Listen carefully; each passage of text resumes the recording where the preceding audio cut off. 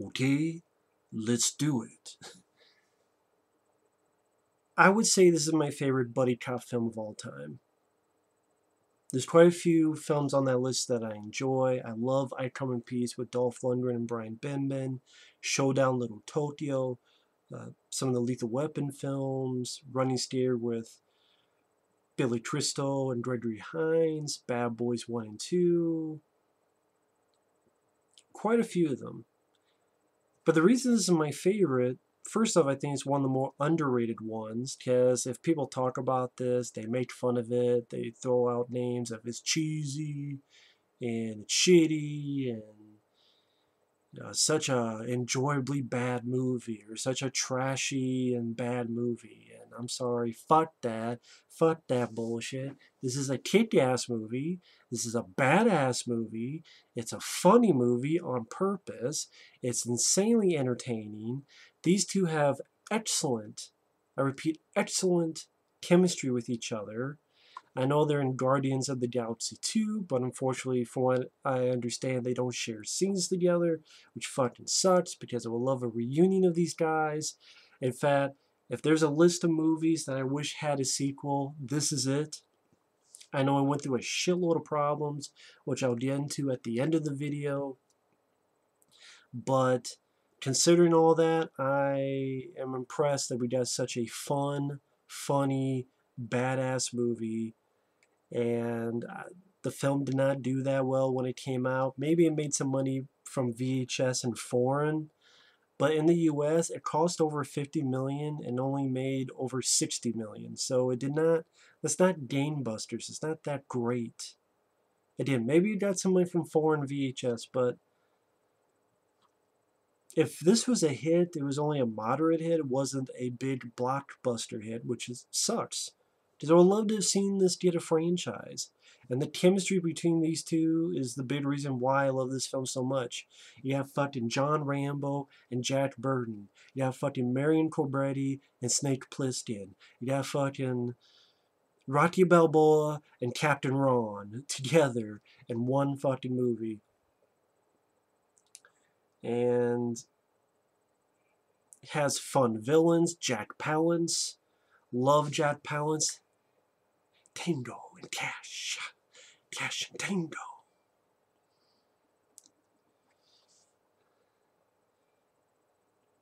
You know, I always loved the way he taught. I loved he had a great presence to him.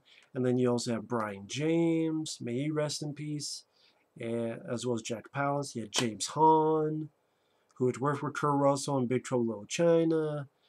Robert Zadar, may he rest in peace, the maniac cop himself. He got to be a bad guy in this. You have a fantastic score by... God, how the hell did I go brain dead on this? Harold Faltermeyer. Harold Faltermeyer, of course, did the score to Beverly Hills Cop. Easily one of his best scores. And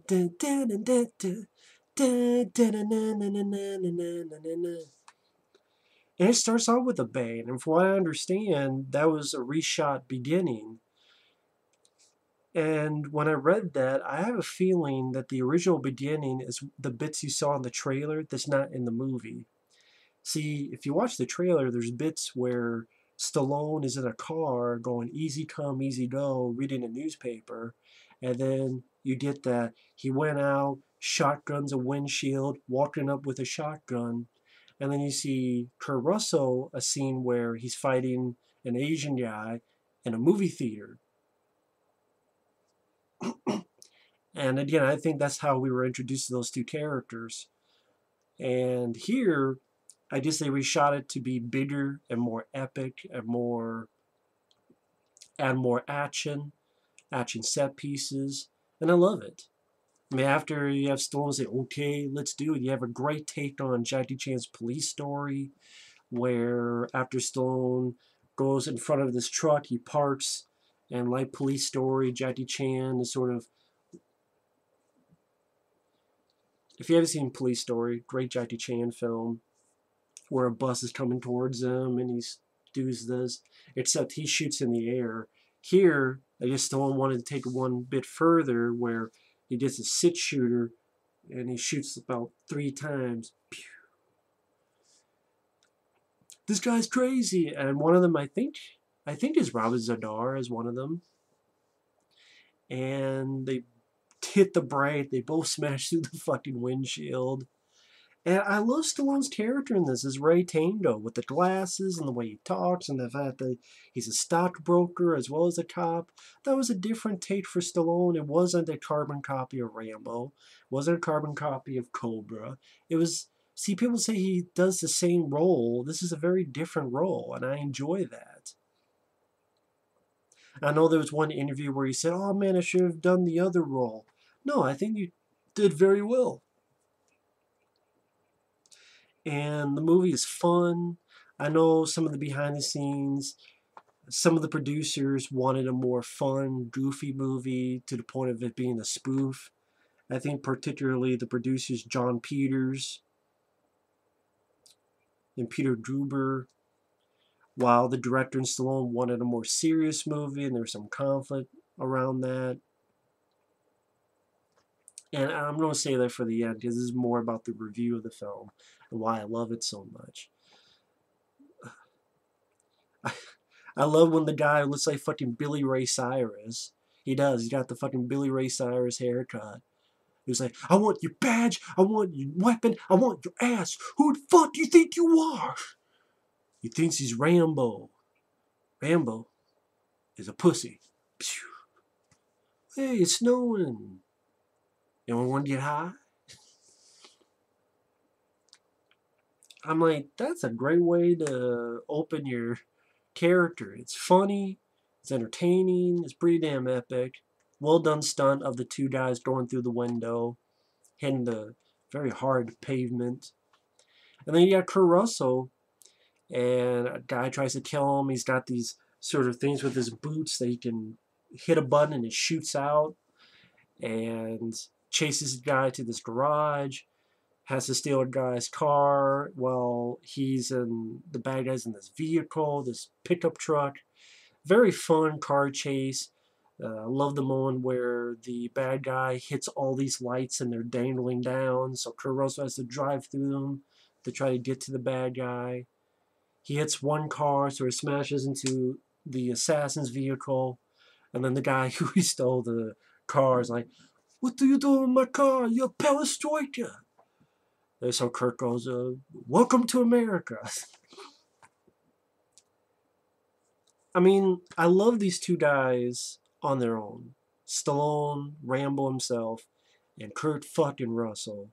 You put them together, to me it's gold. It's a lot of fun. I know I'm not the only fan of this, because you'll find so many clips on YouTube, so many pieces of footage on YouTube, and you read the comments, and there's a lot of other people who love this movie. And I know people can say it's so bad it's good. I think it's so good. It makes my adrenaline pumping. It gets my heart pumping.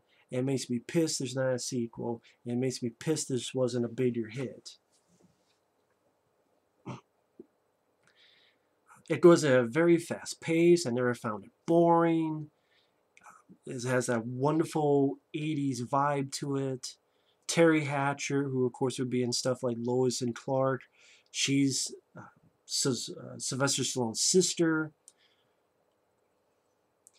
I like the back and forth between Stallone and his sister, where she wants to go on this dance tour and slides like, the key word, good.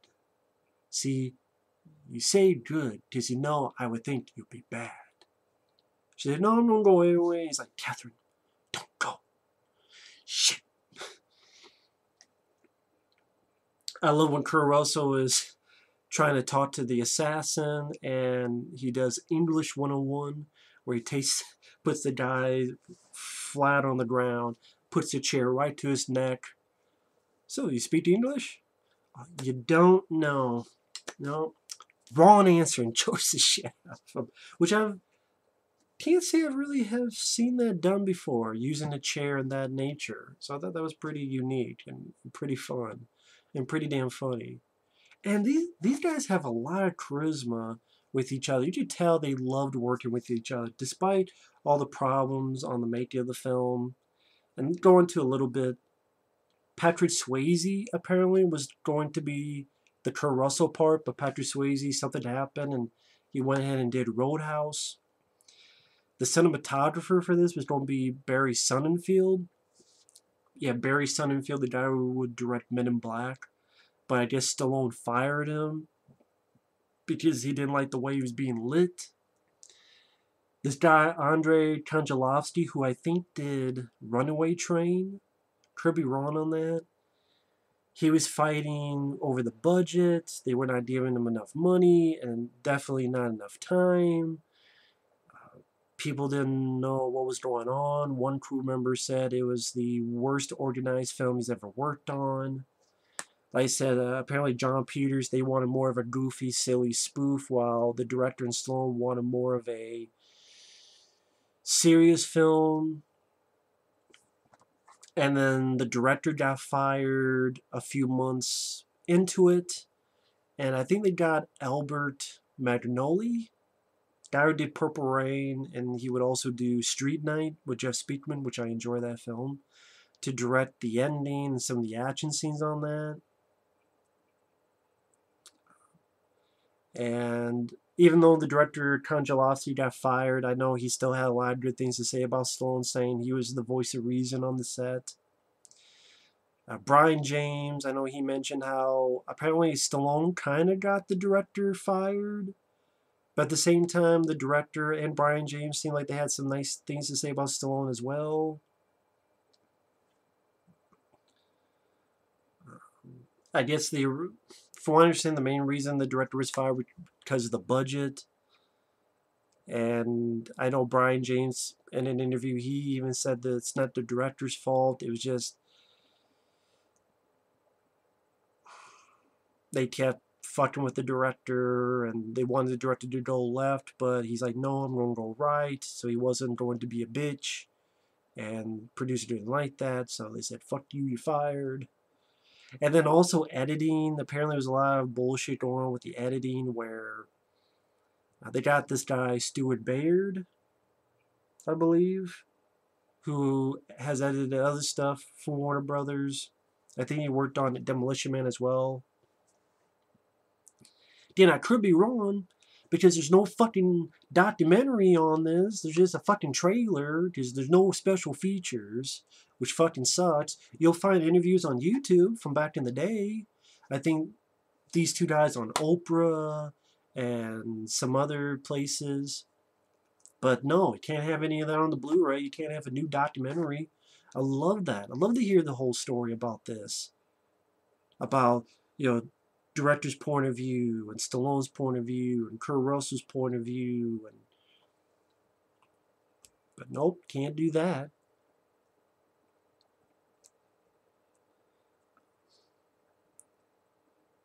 Apparently Warner Bros. Was displeased with the first cut, turned in by the filmmakers. And they wanted to re-edit. Because of massive re-editing, some plot points and even some action scenes were deleted. I don't know what the hell action scenes could have been deleted from this. And again, if that's true. I mean, I wasn't there. I wasn't the fly on the wall, so maybe everything I've saying is bullshit. But this is all that I've heard, rumor, conjecture. Again, have a fucking documentary and we know some shit. But again, what makes the film work is that you have some very fun action scenes, well done stunt work. The budget is on the screen. I think it's actually very funny on purpose. And I don't know why people have a problem with it being fun. Yes, I do find it fun when Kurt Russell is standing in the courtroom and says, you know what, I wish I could be as forgiving as Tango. But I can't because this just fucking sucks. This is the biggest pile of shit ever.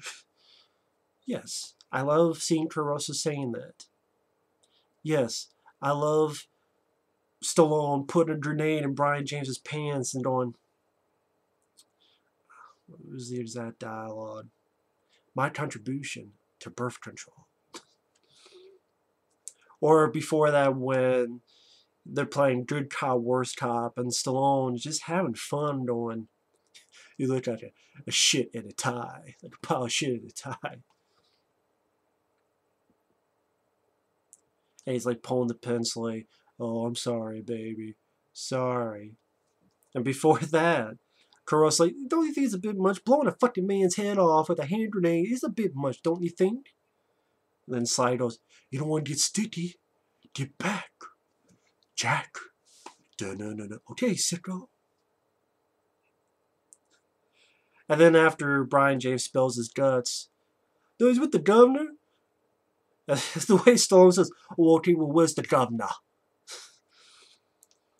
And I know I'm going all over the place, but I love so much about this movie. I think it's very underrated. Because when people talk about buddy cop films, they always mention Lethal Weapon, which is a great one. 48 Hours, which is a great one. But no one really talks about Tango and Cash, or if they do, they brush it aside. Or say, yeah, that's one of the bad ones, or that's one of the awful ones. And I think that's a load of horse shit. And yeah, I love the villains, Jack Palance, James Hahn, Brian James. I love these two guys' chemistry. They're back and forth with each other. It's very fun.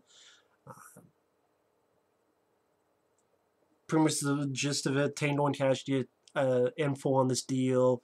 They go to this place. They meet up with each other. Even when they first meet, they're always fucking with each other. Stay off my case. Nice tie. Find the dead body. They get set up. They find one of Kurt Russell's guns.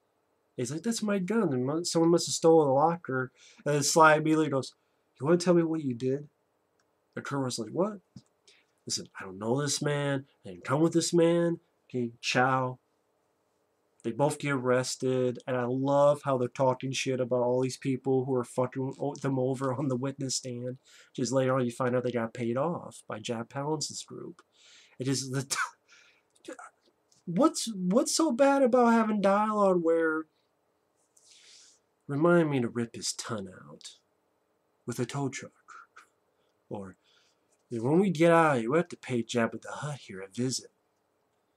I'll bring the chainsaw. I'll bring the beer. I mean, or after when they're talking about how they don't want to make their statement, it's like, when were you born? And then Kurt Russell thinks he has Sly over, and then Sly goes, oh yeah? Wasn't it when you were hatched? August 16th? I got seniority. And that's where Stallone gives his very nice speech. And then Kurt Russell goes, I wish I could be forgiving, but I can't, because this whole thing fucking sucks.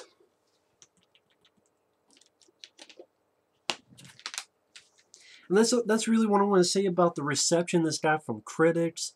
See, that's another thing I don't fucking get about critics. Is that nowadays, you see these Fast and Furious movies that are dumb, that are silly, over the top. And hey, I've enjoyed a lot of them too. But why is it that critics love these movies now, but yet they give total shit to this movie? This movie beats the fuck out of every single Fast and Furious movie. And I liked some of those Fast and Furious movies. I do. But this movie beats the fuck out of every single one of them, but yet this got trashed and hosed and put into a fucking horse's ass, shot out over a fucking cliff, melt into some fucking lava, and then the ashes got put into some fucking doobie that someone fucking smoked, and then the smoke came down and it got melted, and water came down, filled up a cup, and some asshole drank it and puked it up all over your face. But oh yeah, this is so bad, so silly. Yeah, God forbid there's humor. I know, God forbid it's purposely funny. I think the movie knows what it is when they find this RV that Michael J. Pollard, fun character actor, who is also an I Come in Peace with Dolph Lundgren, when he gives them the RV from hell. It has big machine guns and nitrous oxide. When they get to prison and they're in the shower and Kurt Russell's making fun of Stallone, like, yeah, you don't know shit. And he's trying to get soap, and the slide's like, what are you doing? Relax, soap, and don't flatter yourself, Pee-wee. I don't know you that much. Yeah, I keep dreaming. Yeah, whatever you say, Minnie Mouse. I love the back and forth between these guys. It's fun. It's entertaining. It's funny.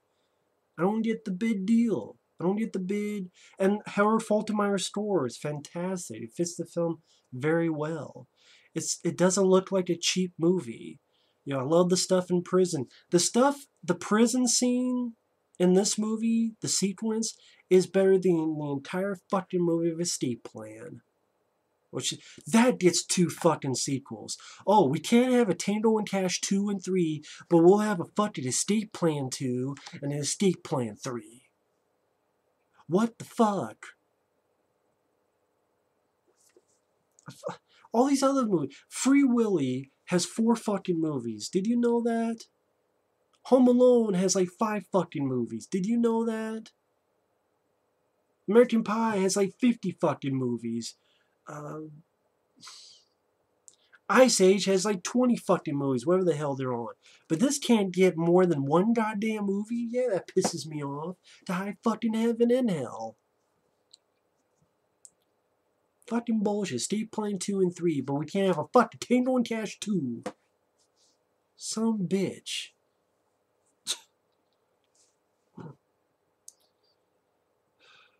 But when they're in general population, the prison, they go by Robert Zadar, the maniac cop himself. And he tries fucking with Sly. And Sly goes, "Yes, I loved you," and Conan the Barbarian. And slams his head on the door of the jail. "If you want me, me and my ass will be in the neighborhood." Fucks with the guy. Then you have Sly in a prison cell with Clint Howard, who has a slinky and fucks with Sly's newspaper. You don't fuck with Sly's newspaper because he'll wrap that shit over your fucking face and shut you the fuck up and make you sleep in it. While Kurt Russell has to deal with this big motherfucker. We're going to get something straight right now. That is yours.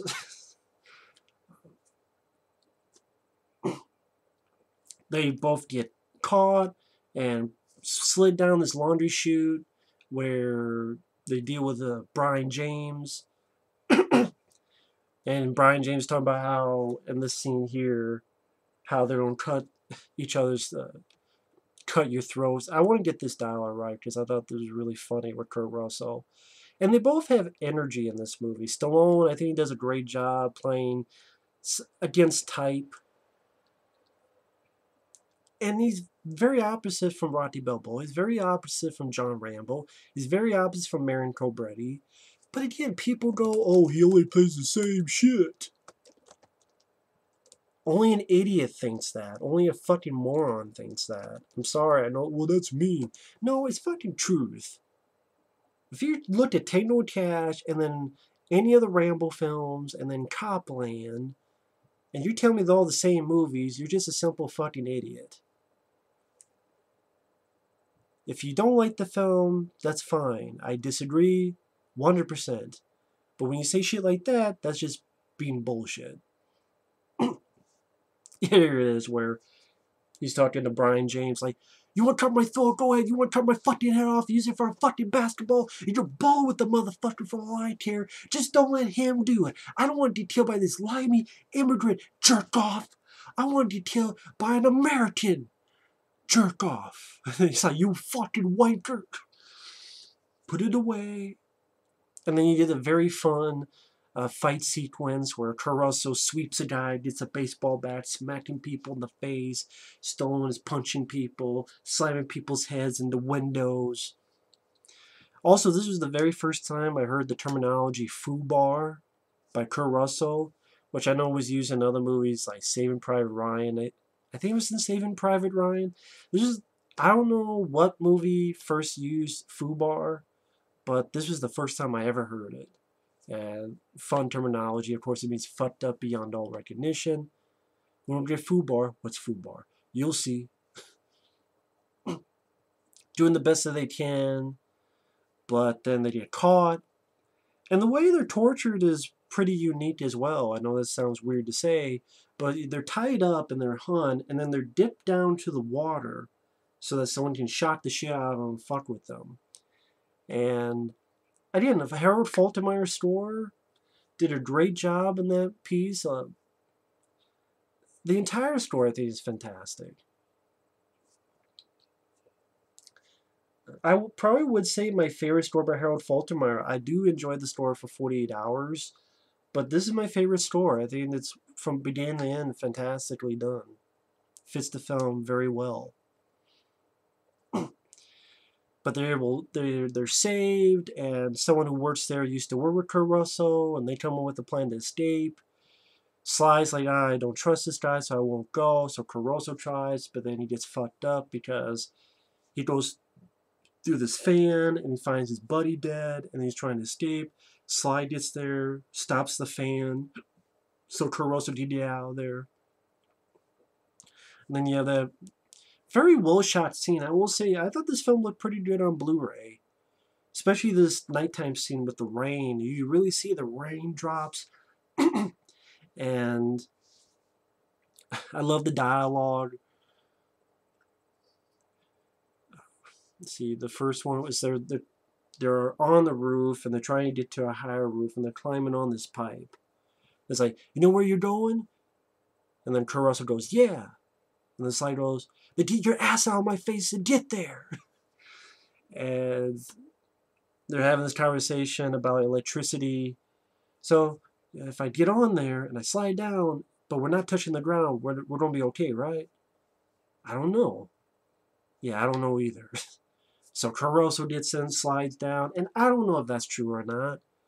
I'm not willing to test it, but I don't know it. I don't know if you can just grab a wire in the rain. I don't know if it matters if you're touching the ground or not. I don't know. I just know it's a very well done stunt, and it's a fun sequence. And then Stallone's trying to get in, he gets his ass, well, not his ass, his foot hooked by Robert Zadar and pulled. It was very painful, but he's able to get out and fry the maniac cop's ass. May Robert Zadar rest in peace. He did a great job in this small role, but a very fun, memorable bad guy. And then they sort of get on the ground, they split away. Stallone's facing this one guy who fucked with him. You maybe need some more iron in your diet. But the guy saw from Sly, gets in their car bomb. I will admit, when the explosion happens and Sly's character jumps into frame from the explosion, you can tell it's a stunt double. You can tell it's not Sly. And there were a couple times I saw that. In the fight scene in the prison, Stallone's character does this sort of jump kick, and you can tell it's not Sly. Also in this scene when the explosion, he jumps up, you tell that's not Sly. So there's once in a while you notice some doubles, which is too bad, but I'll leave that as a nitpick. It's not going to ruin the film for me. While Kurt Russell, he visits Michael J. Pollard to get some guns. Michael J. Pollard, he's a fun character actor, and he plays this eccentric inventor. Like, he has this fake pooch for senior citizen home protection, which blows up on itself, and I love when it blows up. Kurt Russell looks at him, and goes, and then walks away. And then he visits Michael Jeter. Michael Jeter, who is in The Green Mile. I think he was the guy with the little mouse in The Green Mile. And if you see his face, you recognize him from a lot of other stuff, where Kurt Russell fucks with his lab equipment in the sound lab with a shotgun in order to get some info from him. And later on, goes to this club, meets up with Teri Hatcher. I did not need the scene where Kurt Russell's in drag in order to get away from the cops. I thought that didn't need to be in it. Honestly, that scene you honestly could have cut out. It's just, when you hear about how the movie was this fight between being a serious movie and being almost a parody spoof, that seems like something that was in the parody spoof vein. And you didn't need that. Yeah, I didn't have to see Kurt Russell in a wig and pumps and whatever the hell else he was wearing.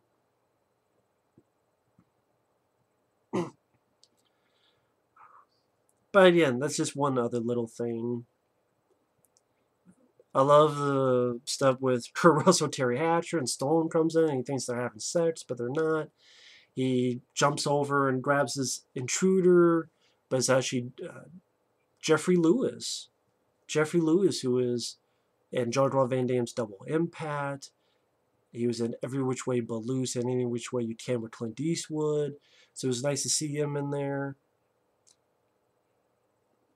And he tells about how, you guys have 24 hours before the shit really hits the fan.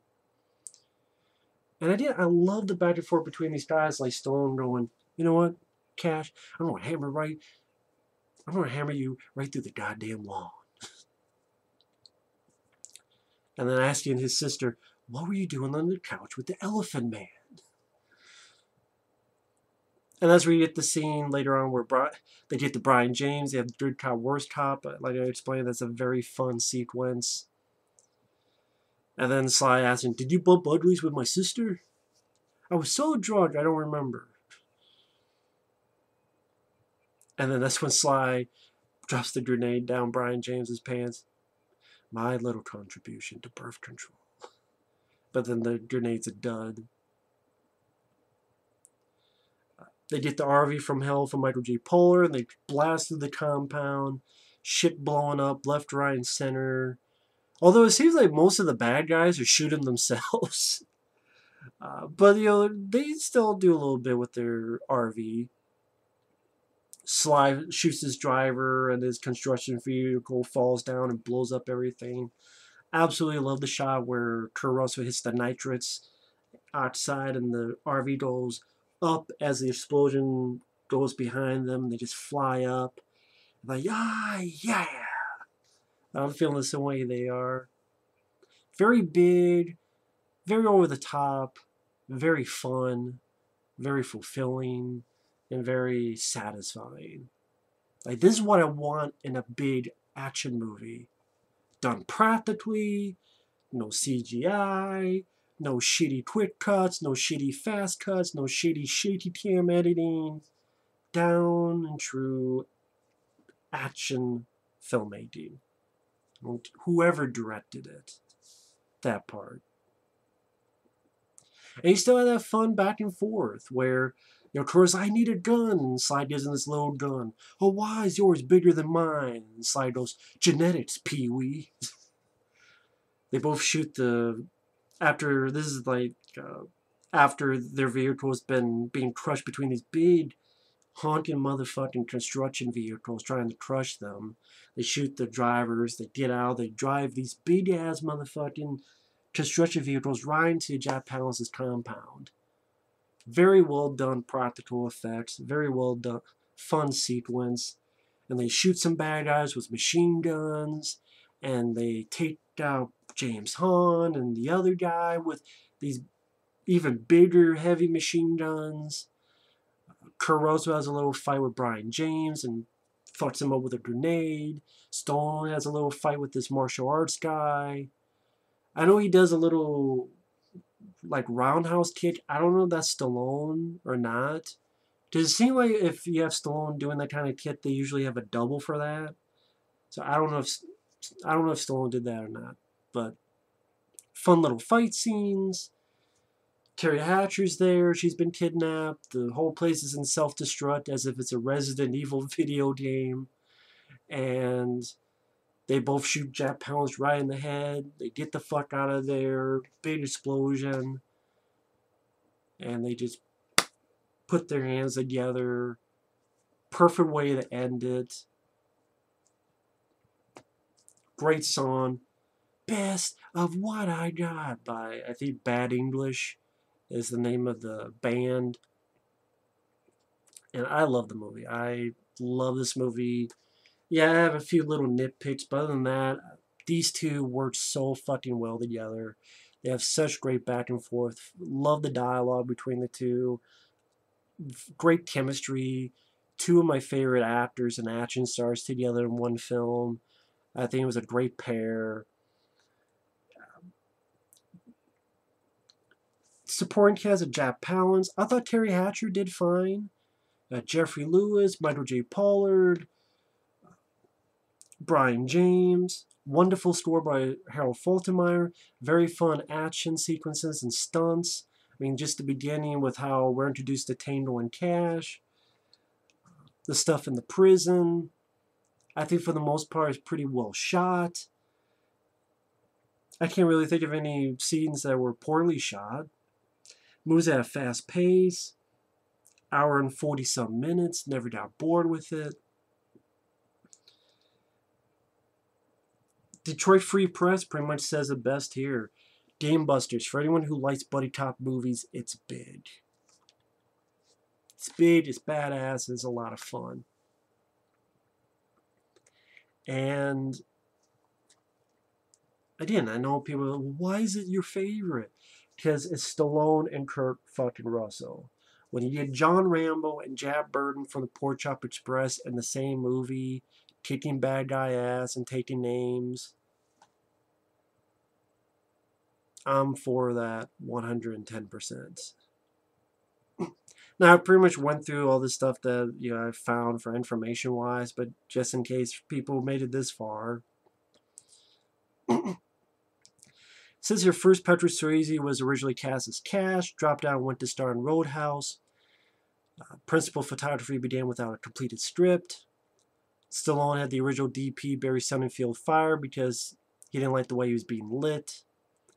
After nearly 3 months of filming, director Andrei Konchalovsky was fired by producer John Peters in a dispute over the movie's ending. And then Brian James had mentioned that part of it was also because of the budget. Then he was replaced by Albert Magnoli, who filmed all the chase and fight scenes in the ending. Reportedly, executive producer Peter MacDonald, who was the second unit director, took over directing the movie before Magnoli was brought in. And a year before, he had directed Rambo 3. After the director Russell Mulcahy was fired by Stallone. The director, in a later interview, Konchalovsky, said, the reason he was fired was because he and Stallone wanted to give the film a more serious tone and make it more realistic than the producers wanted, especially John Peters, who kept pushing for the film to be goofier and campier, and as such, his relationship with Peters became untenable. Another reason the director was fired was his refusal to agree to what he referred to as the increasingly insane demands by John Peters. And you know what? I'm not surprised by that, because if you ever see a documentary called The Death of Superman Lives, you already know how batshit insane John Peters is.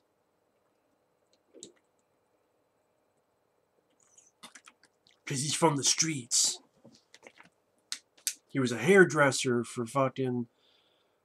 what the hell was that lady's name? Barbara... Not Barbara Walters. What the fuck? Barbara Streisand? Hairdresser? And then he's from the streets. He wanted Batman to say, I'm Batman, motherfucker. Apparently based on John Peters. And he wants a big giant spider in the third act. Surprised he didn't want a big giant spider in the third act of this fucking movie. Although I would see Tango and Cash fight a giant spider in the third act. If that came out of the blue, I would buy it with this movie and have a shit-eating grin on my face. I'd be like, oh, that was Jack Palance's plan all along. He created this big fucking spider. Hell, I wish that could be fucking Tango and Cash too. But anyway... The director said he was initially hired to make a buddy cop movie with plenty of humor, but John Peters basically wanted to turn into a spoof, without any semblance of seriousness, and the director refused. They were pretty much just trying to make two different movies.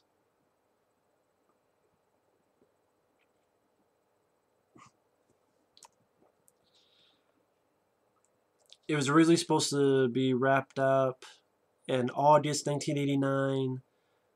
In late August, directors were switched, and after principal photography was finished in September, replacement director Magnoli called everyone back to the set for 2 more weeks of additional reshoots, which included filming a completely new opening sequence.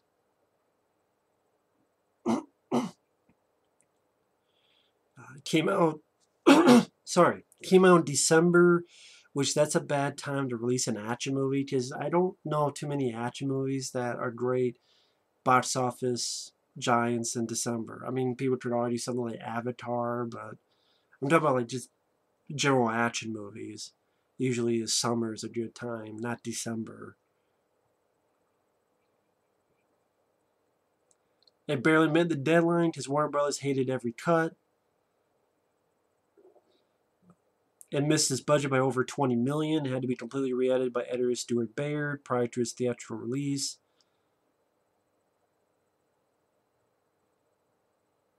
So yeah, it went through a lot of turmoil, but considering that, I thought it came off very well. I never really understood the hate for the film. Never really understood the ridicule it gets. I mean, people say it's silly. You could argue that with almost every action film of the 80s and 90s that you bring up. I could say something that's silly about it. Die Hard is a great movie.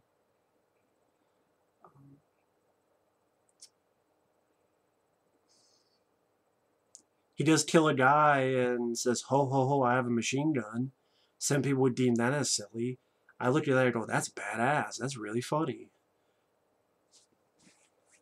I think this movie is just badass. It's very funny on purpose. Has great action scenes. Wonderful buddy duo. Pretty much said the same thing twice. Of course, it's a duo. I'm just repeating myself now. I think the people behind this did a great job. And again, I'm sad there's no features on this. Pissed that there's no sequel to this. And even sad that these two guys in Guardians of the Galaxy 2 have no screen time together, apparently. That sucks. So, yeah. Love this movie. Think it's an awesome film. Very funny sequences. Very entertaining sequences. Action-packed scenes. And, yeah,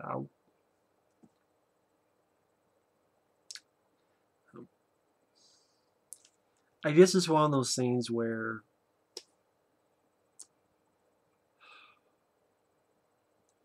this perfectly shows you can have two white guys as a buddy cop duo.